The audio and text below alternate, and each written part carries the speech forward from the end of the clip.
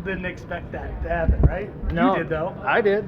No one else really did, and from what I'm hearing, even the commentators really didn't either. But yeah, no, it was. I think I had a good fight plan in, and I implemented it. And all things said and done, I don't think Tyrell has anything to hang his head about. He's still going to be awesome. Like, he's so young in the heavyweight division, it's ridiculous. With that said, also, I think a lot of people were kind of counting me out, and went 4-3 in the UFC, fought some really tough guys there, came here and I fought two of the top guys in the heavyweight division and did not go my way. And people were really quick to write me off. And I just did not want to be a stepping stone. I refused to let that happen tonight. I mean, nobody's going to write you off from here on out. I mean, for sure, right? Yeah, no, absolutely. I hope not, anyways. Hopefully gain a little bit more, notoriety, but we'll see. Afterwards, it seemed like you went up to him and he was. Did he push you away a little bit? No. I tried to go out there and give him his first loss. And I've lost a lot, and it sucks, especially that first one. And I tried to give him a little, heads up. Give him a little pat on the shoulder and pep talk. But I don't think he was quite there yet. Yeah. So when I was looking at him, he was kind of just staring at me. So I was like, hopefully I can talk to him later when he's a little more come to. I mean, what do you feel like this does for you in terms of your placement in the division? I mean, he's the guy that said this week, told me he's the best heavyweight in the world right now. If he's saying that and he believes it, you just knocked him out cold. I mean, he was down there for a while. Where do you go now?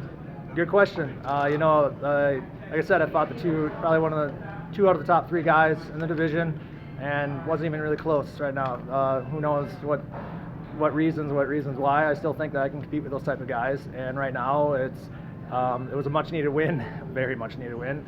And from now, kind of that middle upper echelon, and hopefully it can kind of just keep picking away. Like I said, I'm only 34. Like, everyone thinks maybe it's my mustache. That's why I went with a beard. Everyone thinks I'm super old. I'm like, I'm only 34 years old.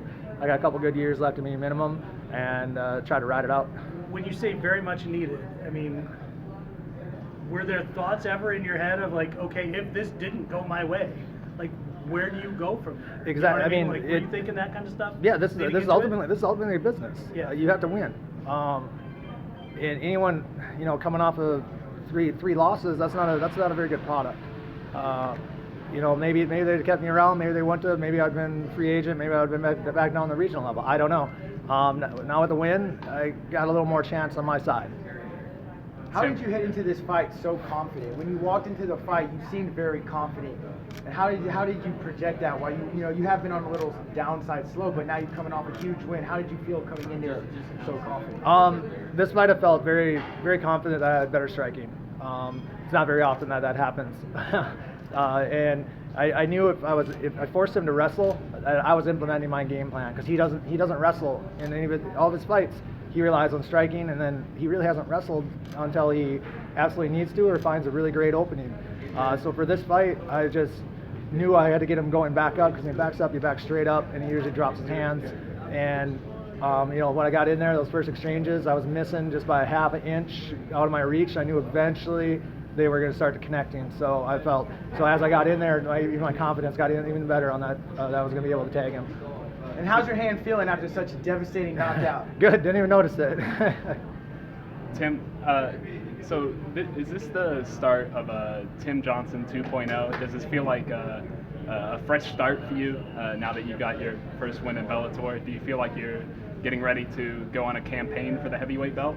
That's the game plan. Hopefully, this wasn't a fluke, and the body keeps up with me, and the mind keeps up with me, and I'm able to rack off a couple wins here.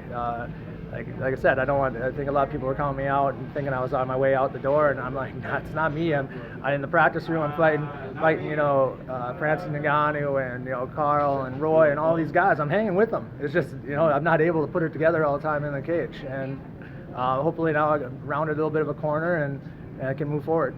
Can you describe the feeling that you feel both emotionally and physically when you score a big one-punch knockout like that? What is the feeling? What do you feel? I was ecstatic. That was actually my first one-punch knockout ever in my career. I've never done that before, and I was actually commenting to my coach, like a year ago. I'm like, God, that's just like one walk-off knockout in my career before I call it quits. And Yeah, it's a lot easier. Who wants to? We should try that more often rather than going 15 minutes or getting knocked out. Yeah. And I had where was I? I got with Tim. With the weigh-ins being yesterday morning, by today, how much weight do you usually rehydrate? I'm guessing you cut to get 2 pounds within the limit. Yeah, I showed up here at 269. And I was well overhydrated.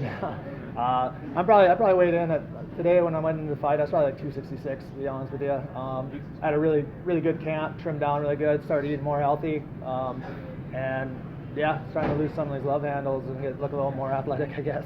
So I was gonna say you clearly didn't have a hard cut coming in at 262.9 versus No, 265. yeah, I was just surprised about when I went and weighed in. I was just surprised that I was expecting like 264 because I went to bed at like 264 and a half and I floated like 2 pounds. That's So I was good like, when I was you like, have oh, to know dang. for sure. Yeah, absolutely. Sorry to cut you off. Yeah. Tyrell was getting the big prospect, big up and coming contender treatment, articles all over ESPN, promotion by Bellator. Did you feel like you were being slighted? You weren't getting as much attention as you deserved? Tyrell deserves all the attention on that aspect. He's a highly touted prospect. I won't even call him prospect anymore. He's a heck of a heavyweight. But I did have a little bit of chip on my shoulder. Who puts at a heavyweight fight? Who puts a positive 900 on a heavyweight fight? It's one punch. So I was looking at the odds, and yeah, I mean, everyone. I knew exactly what was happening. Everybody wanted me to be. I was the stepping stone. I refused to be a stepping stone. Did you happen to put money on yourself? No, I did not. No, I should. I mean, well, I can't kind of say that I was going to put money on. No, I can't. I don't bet on myself. No. One more question. I noticed that you have some chewing tobacco in your mouth. Is that a post-fight thing or is that an everyday thing? It's probably as natural as breathing for most people. Most of the day, I always have one in. Copenhagen? No, Grizzly. Thank you. Yeah, thanks. All right, guys. Yep, thank you guys. Thank you.